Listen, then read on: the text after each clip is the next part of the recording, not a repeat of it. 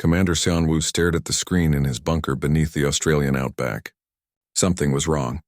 The Velcrin communication network, which his team had been infiltrating and manipulating for weeks, had just changed. "They're adapting faster than we expected," his deputy reported.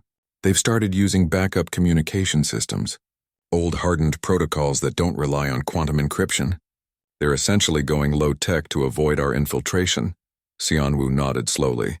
"Smart, primitive but smart. If we've compromised their sophisticated systems, they fall back to simple radio transmissions that we can't manipulate the same way." He thought for a moment. "But simple systems have simple vulnerabilities. Start jamming their backup frequencies. Not all of them. Just enough to create confusion. Make them wonder which messages are getting through and which aren't." The Velcrin weren't stupid. After losing thousands of ships in the Sol system, they were learning. But learning took time, and every moment they spent adapting was a moment humanity had already prepared for. On the colony world of New Harmony, Subin watched from a rooftop as Velcrin patrols moved through the streets below. They'd changed their patterns after the fuel depot attack. Now they moved in smaller groups, varied their routes, and kept their supply ships in orbit instead of on the ground. "They're learning from us," one of her fighters said. "That makes them harder to predict." "Good," Subin replied. "If they're learning from us, they're abandoning their own doctrine. They're fighting our kind of war now, and we've been doing this for thousands of years." She pointed to a patrol passing below. "Look at them. Small groups, irregular patterns. That's guerrilla tactics. They're trying to fight like insurgents while maintaining an occupation. That's nearly impossible," she was right. The Velcrin soldiers were trained for conventional warfare, for holding territory with superior force.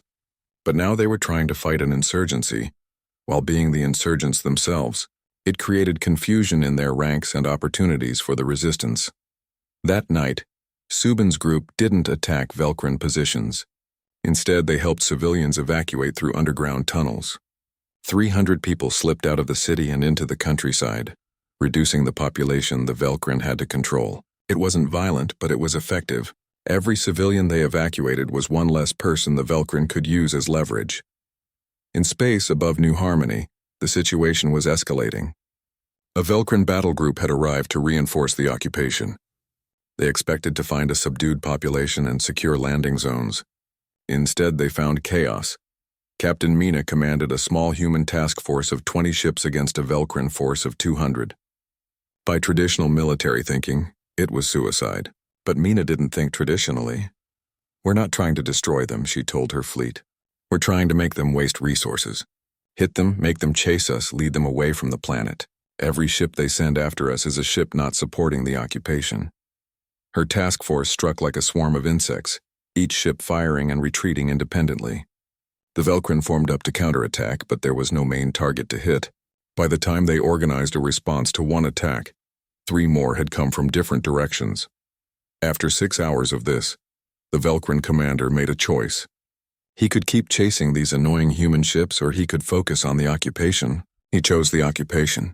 Mina's task force had succeeded not by winning, but by making the enemy choose between bad options. Engineer Yunji sat in a briefing room on Earth, surrounded by military officials who looked deeply uncomfortable. Before them was her presentation on the Cascade system, and nobody wanted to talk about it. "The Cascade is our worst-case weapon," she explained. "It targets not ships, but infrastructure. Every space station, every orbital platform, every piece of military equipment in a star system creates a network of dependencies. The Cascade identifies those dependencies and eliminates key nodes in sequence." Admiral Yuna leaned forward. "In plain language, please." Yunji took a breath. "It creates a chain reaction.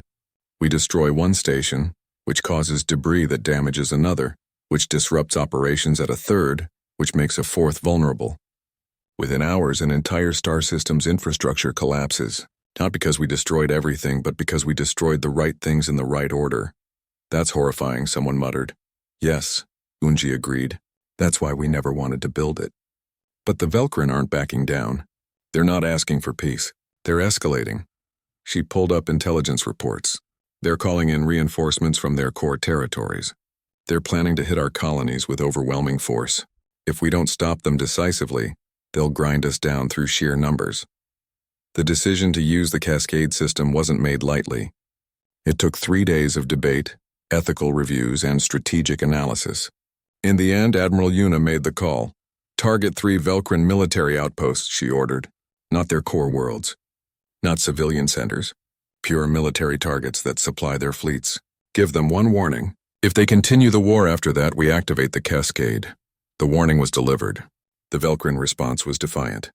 High Sovereign Thexel himself broadcast a message. Humanity thinks it can threaten the Velcrin Empire?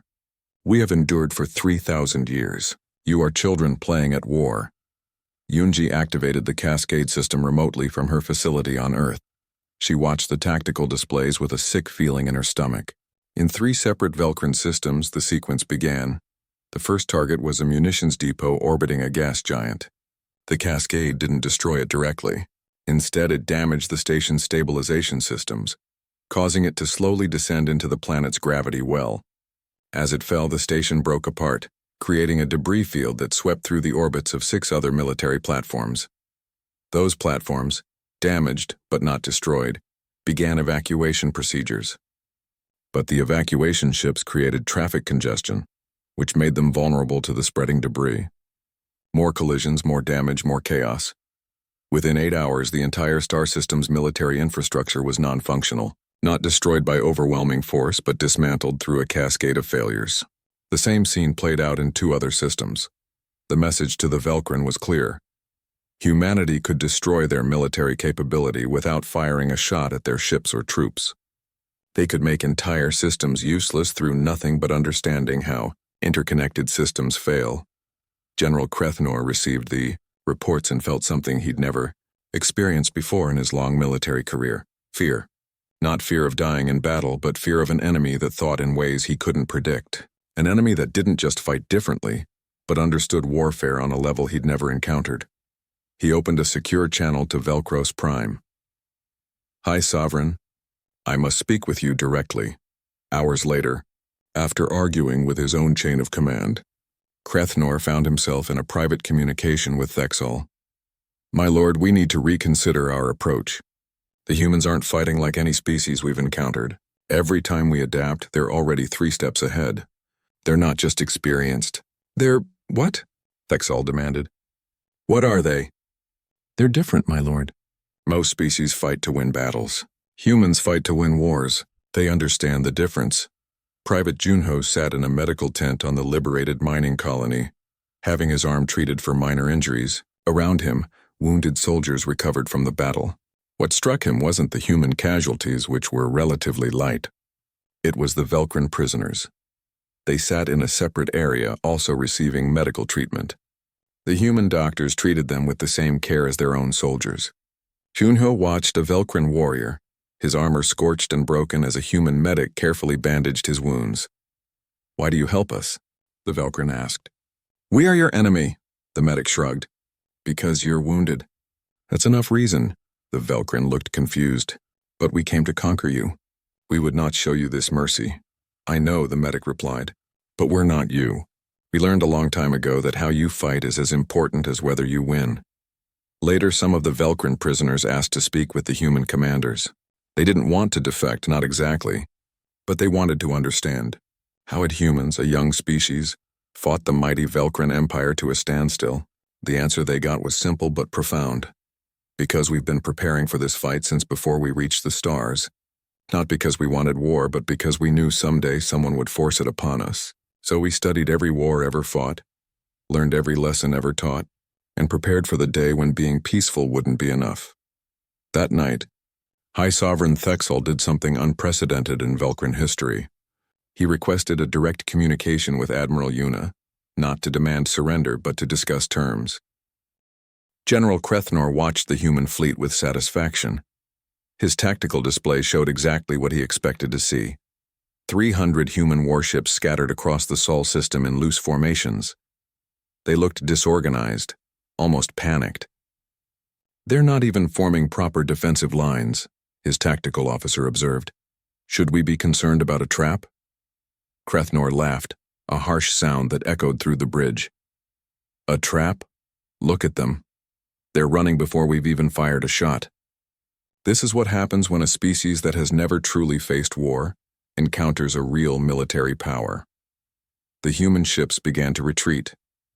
Not in an organized withdrawal, but in what appeared to be confusion.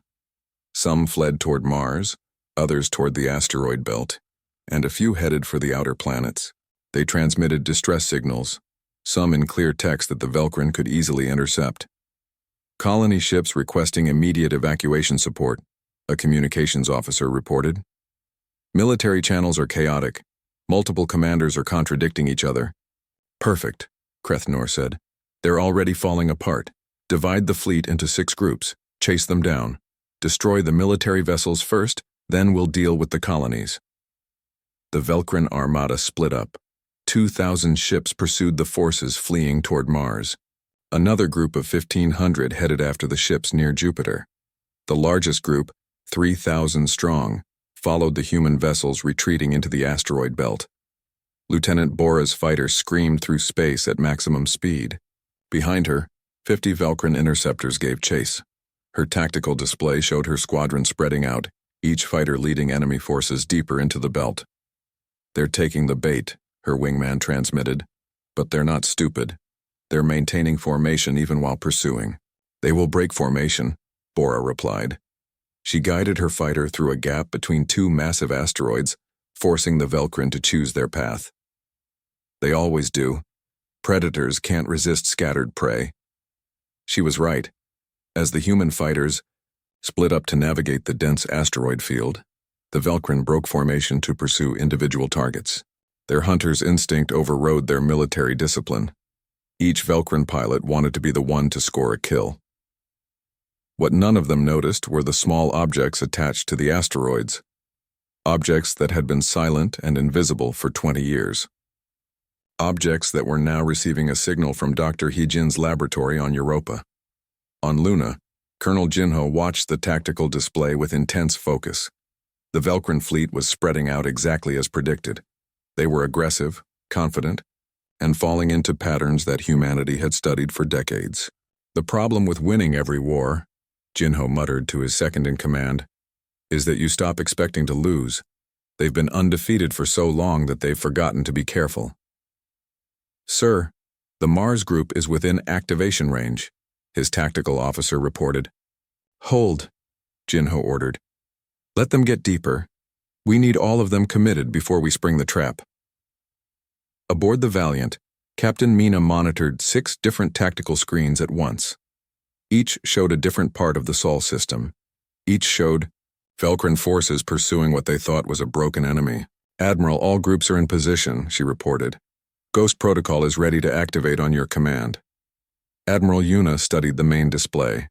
10,000 Velcrin warships spread across the system, divided and pursuing individual targets.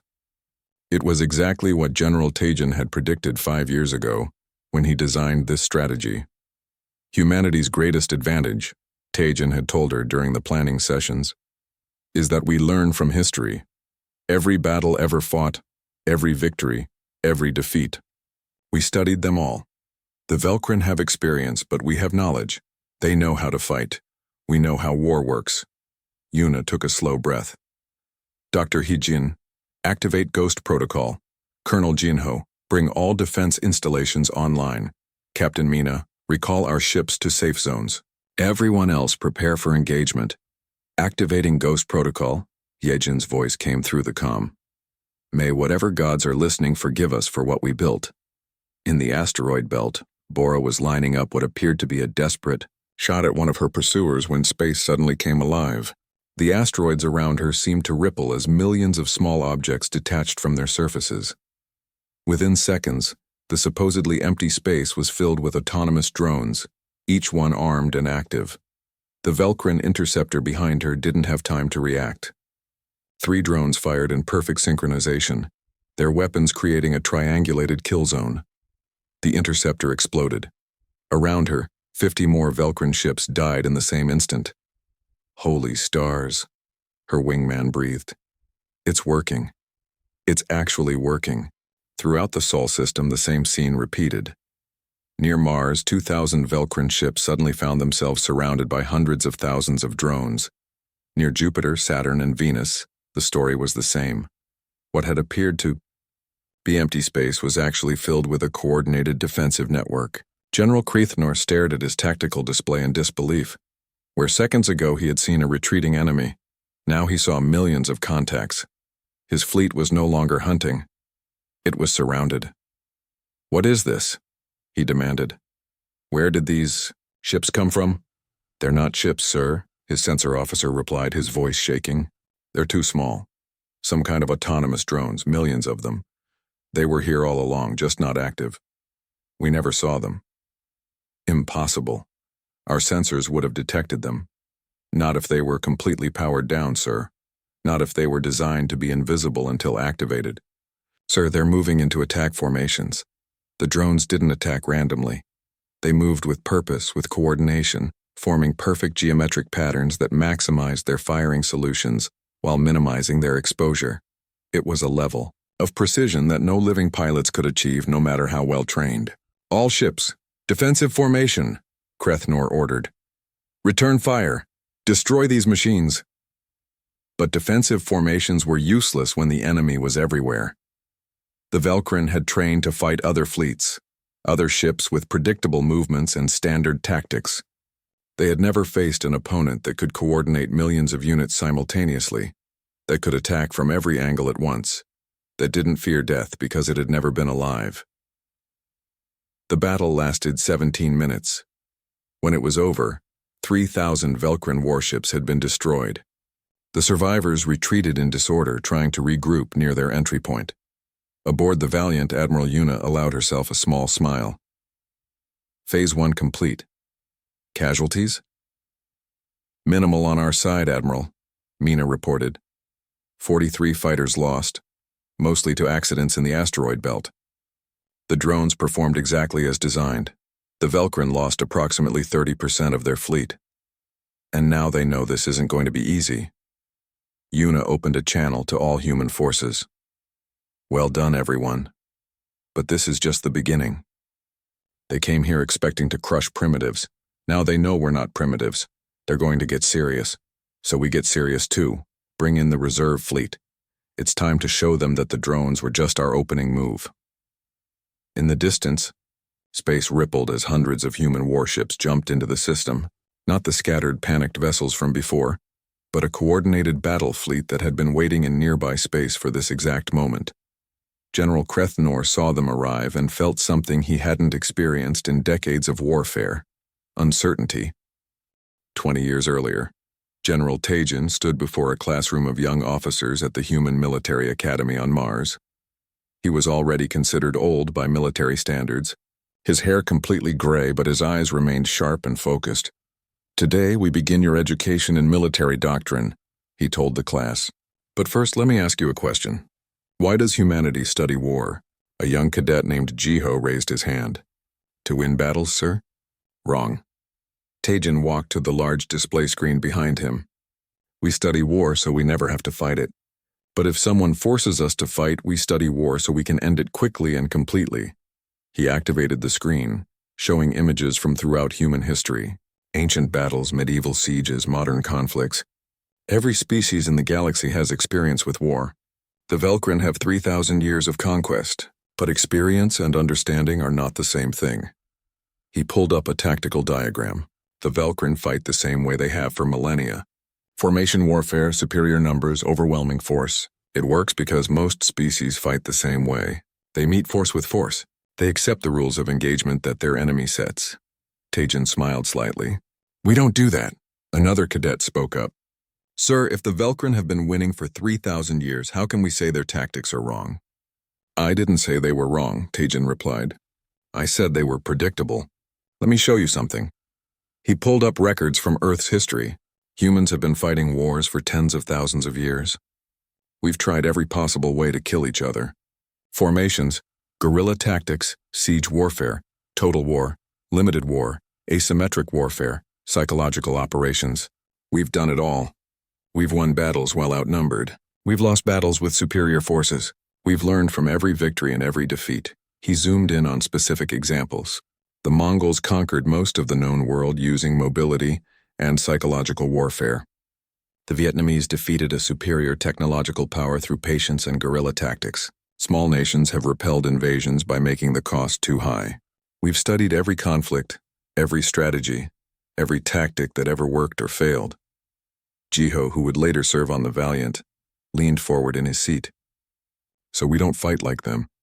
We fight like us. Exactly, Taejin said.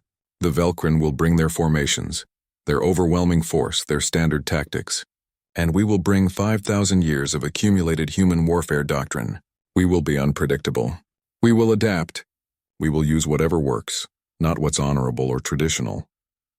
In the present day, that doctrine was being put into action. The human reserve fleet that jumped into the Sol system didn't engage in the kind of direct battle the Velkrin expected. Instead, they scattered again, but this time with purpose. General Krethnor tried to understand what he was seeing. They're not forming battle lines. They're spreading out again. Are they retreating? No, sir, his tactical officer replied. They're surrounding us. Small groups constantly moving. They're not giving us a target to focus on.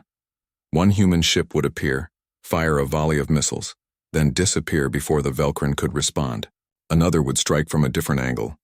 Then another. The attacks came from everywhere and nowhere, never sustained long enough for the Velkrin to mount a proper counterattack. This isn't how space battles work, Krethnor shouted in frustration. This is chaos! But it wasn't chaos. It was exactly what Taejin had taught. While the Velkrin tried to form proper battle formations, the humans refused to meet them on those terms. They used hit-and-run tactics perfected over centuries of asymmetric warfare. On the colony world of New Harmony, 3 light-years from Sol, the situation was different. The Velkrin had captured this colony in their first wave of attacks before the main fleet reached Earth. Occupation forces controlled the major cities, and the human colonists were supposed to be subdued. Subin had other plans. She led a resistance group of 200 fighters, using every trick from humanity's long history of guerrilla warfare. The Velkrin controlled the cities, but the cities were built by humans. Every maintenance tunnel, every emergency access shaft, every utility corridor was familiar territory to Subin's people and completely foreign to the occupiers. They park their transport ships in the main square, Subin explained to her team. Big, imposing, meant to intimidate us. But they have to refuel, and the fuel depot is connected to the city's water system through a shared utility tunnel that's not even on their maps. That night, 3 Velkrin transport ships exploded simultaneously. The Velkrin commander immediately ordered retaliation, but there was no one to retaliate against. The resistance had vanished back into the city's infrastructure, invisible among the civilian population. Commander Xianwu worked in a completely different kind of battlefield. His cyber warfare division operated from a bunker deep beneath the Australian outback. Around him, 300 specialists worked at computer terminals, fighting a war in electronic space. The Velkrin think their communication networks are secure, Xianwu explained to a visiting general. They use quantum encryption, very sophisticated, but they didn't build their network expecting anyone to have access to it from day one. How did we get access? The general asked. Xianwu smiled. Ambassador Daeho's diplomatic mission to Velcros Prime. He carried a standard communication device approved by Velkrin security. What they didn't know was that every transmission from that device included a small piece of code. Over 30 years of diplomatic communications, that code quietly spread through their entire network. He pulled up a display showing the Velkrin command structure. Now we can read every order they send. Better yet, we can delay them, alter them, or send false ones. When General Krethnor orders his fleet to attack Position Alpha, we can make half his ships receive orders to attack Position Beta. We can make their coordination work against them. The general stared at the display. That's devious? Underhanded? Ungentlemanly? Xianwu shrugged. We're not trying to win a sporting competition. We're trying to survive against an empire that has spent 3,000 years conquering everyone they meet. If that means fighting dirty, then we fight dirty. Across multiple fronts, the pattern repeated. On colony worlds, resistance fighters used terrain and civilian infrastructure against occupation forces. In space, human fleets refused to fight the kind of battle the Velkrin knew how to win. In cyberspace, human operatives turned the enemy's communication network into a liability. Private Junho crouched behind a rock formation on a Velkrin mining colony that human forces were liberating.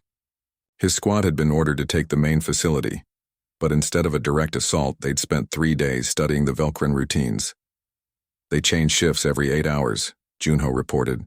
During the changeover, there's a 15-minute gap where the new guards haven't fully taken position and the old guards are already relaxing. That's our window, his squad leader nodded. The Velcrin fight with overwhelming force in direct confrontation. So we don't give them direct confrontation. We wait for the perfect moment, strike fast, and disappear before they can respond. The attack lasted 4 minutes. The facility was captured with minimal casualties on either side. By the time Velcrin reinforcements arrived, Junho's squad had secured all the choke points and turned the facility's own defenses against the arriving forces. Back on the Valiant, Ensign Jiho, now years past his academy training, worked at the tactical station. He watched all these different operations simultaneously, seeing how they fit together into a larger strategy. "Admiral," he said to Yuna, "the Velcrin are trying to adapt. They're spreading out their formations, trying to match our mobility." "Let them adapt," Yuna replied. "That's what we want." Every time they change tactics to counter ours, they move further from their doctrine and closer to ours. They've spent 3,000 years perfecting one way of fighting. We've spent our entire history studying every way of fighting. The more they try to match us, the more they fight on our terms. She opened a channel to the fleet. "All units begin Phase 3. Show them what happens when you make a species master warfare itself." Throughout human space, the tempo increased. The attacks became more coordinated, more aggressive, more unpredictable. The Velcrin Empire, which had never faced a real challenge in living memory, found itself fighting an enemy that refused to follow any rules it recognized. The chamber was vast, built from black stone that seemed to absorb light rather than reflect it. 60 members of the Velcrin Sovereign Council sat in concentric circles, their crimson robes making them look like drops of blood against the darkness. At the center stood Deho, the human ambassador, his simple gray uniform a stark contrast to the elaborate decorations surrounding him. High Sovereign Thexel leaned forward on his throne. His 4 eyes narrowed as he studied the human before him. "You have heard our terms, Ambassador Deho. Your species will submit to the Velcrin Empire. You will pay tribute. You will accept our guidance. This is how we have brought order to 47 species across 3,000 years." Deho stood perfectly still. His hands remained clasped behind his back. "And I have delivered humanity's response, High Sovereign. We seek peaceful coexistence as equals. We will trade, share knowledge, and respect your sovereignty if you respect ours. But we will not submit." A ripple of laughter moved through the council. One of the council members, an elderly Velcrin named Kresh, spoke up. "Perhaps you do not understand your position, human. Your species has existed in space for less than a century. We have waged war since before your ancestors learned to make fire. You have 12 colonies. We control 300 worlds." "I understand perfectly," Deho said. His voice remained calm. "I also understand that you have never encountered a species quite like us." Thexel's expression hardened. "Every species believes they are unique. Every species believes they can resist. All of them learned otherwise." He stood, his massive form towering over the human. "We give you 30 days. Submit or face annihilation. This audience is concluded." Deho bowed slightly, not in submission but in acknowledgement. As the guards escorted him from the chamber, he activated a small communication device. "Admiral Yuna, this is Deho. Diplomacy has failed. Initiate Protocol Nightfall." 300 light-years away, in orbit above Earth, Admiral Yuna received the message. She stood on the bridge of the HSS Valiant, humanity's flagship. The ship stretched nearly 2 kilometers in length, bristling with weapons that most species would consider excessive. Around her, dozens of officers worked at their stations in practiced silence. Captain Mina approached from the tactical station. "Admiral, all colonies have received the evacuation orders. They're asking if this is really happening." Yuna nodded slowly. "Yes, after 30 years of hoping for peace, it's really happening." She looked out at the blue globe of Earth below. The Velcrin have never lost a war. They've broken every species they've encountered. They think we'll be no different. Will we? Mina asked quietly. "That's what we're about to find out." Yuna turned to her communications officer. "Send the message to all defense installations, all colonies, all ships. Protocol Nightfall is active. We have 30 days to prepare for the storm." The news spread across human space like wildfire. On Luna, Colonel Jinho watched as massive blast doors sealed over the defense installations. Weapon systems that had been disguised as research facilities came online. In the asteroid belt, thousands of mining operations shut down as workers evacuated to deeper shelters. On Europa, Dr. Hyejin stood in a laboratory buried 2 kilometers beneath the ice. Around her, a team of scientists monitored screens showing a vast network of machines spreading throughout the Sol system. "How many are active?" she asked. 4,300,000 autonomous defense drones, her assistant replied, all networked through the Ghost Protocol AI. They're in position and holding silent just as planned. Hyejin nodded. Ghost Protocol had been humanity's secret project for 20 years. While the Velkrin watched human colonies and counted human ships, nobody had noticed the millions of small, intelligent machines being positioned throughout every human system. Each drone was no larger than a car, armed with precision weapons and controlled by an artificial intelligence that could coordinate them all in perfect synchronization. "Let them sleep," Hyejin said. "The Velkrin will see what they expect to see. A young species with a few hundred ships and basic defenses. They won't know what hit them." The days passed with agonizing slowness. Human colonies fortified their positions. Civilian populations moved to secure locations. The military went through final preparations for a war they had hoped would never come. Lieutenant Bora sat in the cockpit of her fighter, running diagnostics for the 100th time. Around her, 3,000 other pilots did the same. They were the Solar Defense Wing, humanity's elite fighter corps. Their job would be simple in theory but deadly in practice. Make the enemy chase them, lead them into the trap, and survive long enough to spring it. "Nervous?" asked her wingman over the comm. "Terrified," Bora admitted. "The Velkrin have been conquering species since before Earth had cities. What if we're just another primitive race that thinks it's special? Then we make them pay for every inch," her wingman replied. "That's all we can do." On day 29, the Velkrin Armada gathered at the edge of Velkrin space.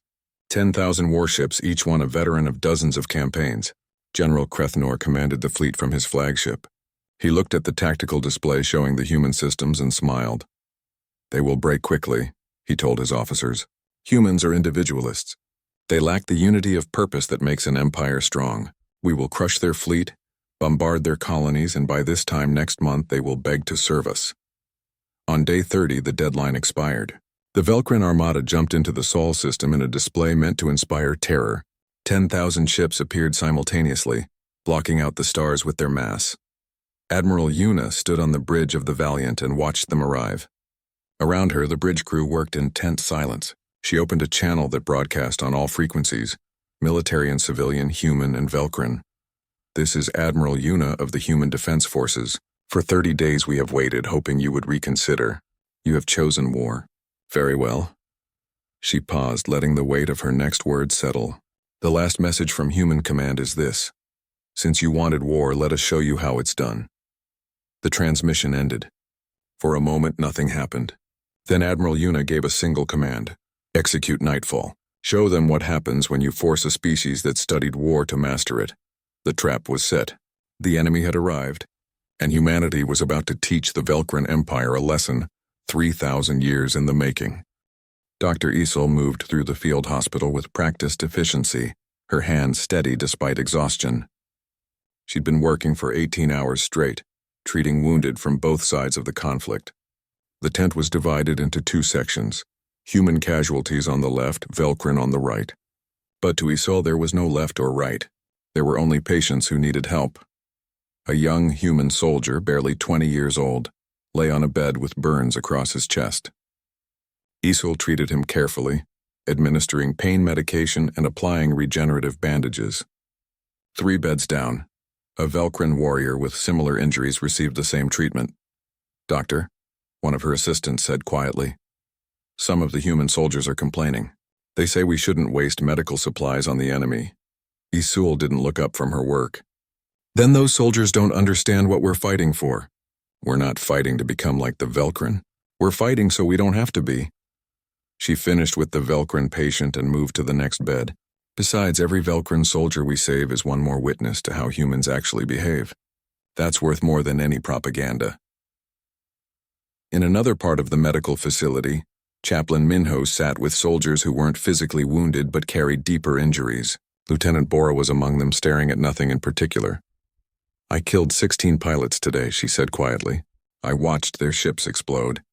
I was good at it. Too good at it. She looked at Minho. What does that make me? Minho sat beside her. Human. You did what was necessary to protect people who couldn't protect themselves. That doesn't mean you have to enjoy it or feel nothing about it. But I did feel something, Boris said. I felt satisfaction when my shots hit. I felt proud of my accuracy. What if I'm becoming the kind of person who likes killing? Are you proud that you killed those pilots, or are you proud that your skill saved your wingman's life? There's a difference, Minho paused. The Velcrin warriors don't come here to talk to chaplains. They don't question whether what they're doing is right. The fact that you're asking these questions means you haven't lost yourself.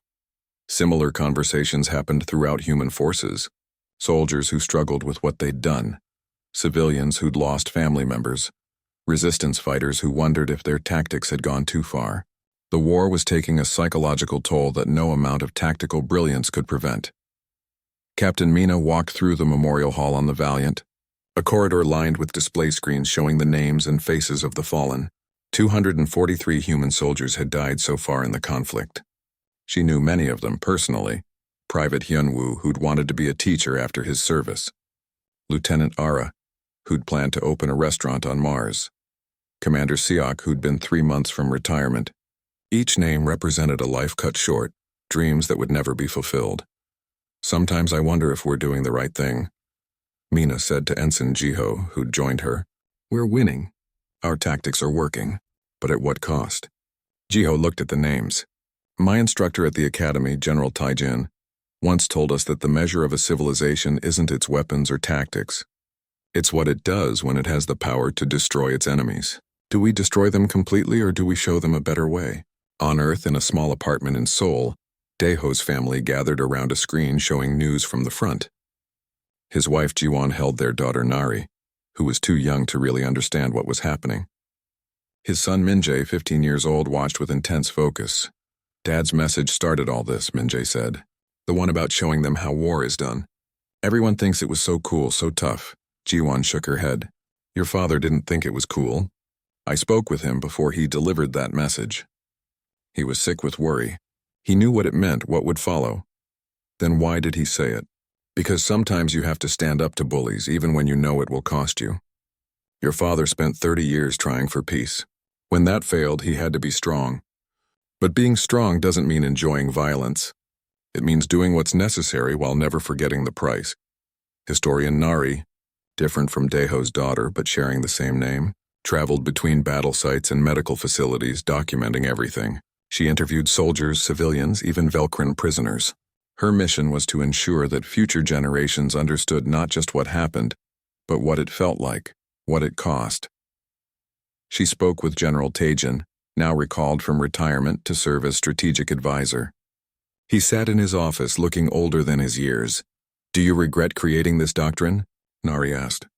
This way of war that's proving so effective? Taijin was quiet for a long moment. I regret that it was necessary. When I developed these strategies, I hoped we'd never use them. I hoped the mere fact of their existence would deter anyone from attacking us. He gestured to a display showing current battle statistics. We're winning. Our casualties are minimal compared to theirs. By any military standard, this is a successful campaign. But success in war still means young people dying. It means homes destroyed, families torn apart, trauma that will last generations. The Velcrin forced this on us, but that doesn't make the cost any less real. On the colony world of New Harmony, Subin's resistance had successfully evacuated over 3,000 civilians to safe zones. But the Velcrin occupation was becoming more desperate and therefore more dangerous. They'd started taking hostages, threatening civilians to draw out resistance fighters. Subin faced an impossible choice. 100 civilians were being held in the city center. The Velcrin demanded that resistance leaders surrender, or the civilians would be executed. She could save them by giving up, but then the resistance would collapse and the occupation would continue. She sat in a dark warehouse with her core team, all of them exhausted and scared. I can't ask you to make this decision with me, she said. But I can't make it alone either. Her second in command, a former teacher named Dong Yun, spoke up. If we surrender, those 100 people live, but thousands more suffer under occupation. If we don't, those 100 people die and we carry that weight forever. There's no good choice here. In the end, Subin made a desperate gamble. She contacted the Velcrin commander directly, not to surrender but to negotiate.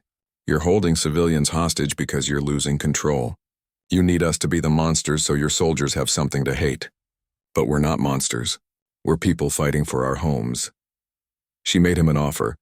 Release the hostages and she would meet him personally, unarmed, to discuss terms. It was a risk that could get her killed, but it might save innocent lives. The Velcrin commander, a veteran named Thrakal, agreed. They met in a neutral location, both sides watching with weapons ready. You're brave or foolish, Thrakal told her. Coming here alone? I'm desperate, Subin replied honestly. Just like you. You're holding hostages because you're losing. We're fighting in the streets because we have no other choice. Maybe we can both stop being desperate. Thrakal studied her. In 3,000 years of conquest, the Velcrin had never met resistance like this. Not because of superior weapons, but because of superior conviction. These humans believed in something worth dying for, and that made them dangerous in ways he couldn't combat. What are you proposing? He asked. You withdraw to orbital positions. We guarantee safe passage. No attacks during withdrawal. In return, you release the hostages and stop targeting civilians. The war continues, but maybe we can fight it without becoming the kind of people who kill innocents. It took 2 days of negotiation, but eventually, an agreement was reached. The hostages were released. The Velcrin pulled back to orbit. It wasn't peace, but it was a small measure of humanity in the middle of war. Back on the Valiant, Admiral Yuna received High Sovereign Thexel's request for direct communication. She considered refusing, letting the Velcrin stew in uncertainty. But that would be petty, and petty victories weren't why humanity fought. She accepted the call. Thexel's face appeared on the screen, and for the first time he looked uncertain. Admiral Yuna, he began, I wish to discuss terms. Yuna's response was calm, but firm. You wanted war, High Sovereign. We're showing you how it's done. When you've learned the lesson, we can discuss terms. Until then, this conversation is premature. The transmission ended. Around the bridge, officers looked at their admiral with a mixture of respect and concern. We could end this now, Captain Mina said quietly. They're ready to negotiate. They're ready to pause, Yuna corrected. Not to end. If we stop now, they'll rebuild, adapt, and try again in 50 years. We need them to understand completely and permanently what happens when you force peaceful people to fight. She opened a channel to the fleet. Prepare for final operations. We're going to Velcros Prime.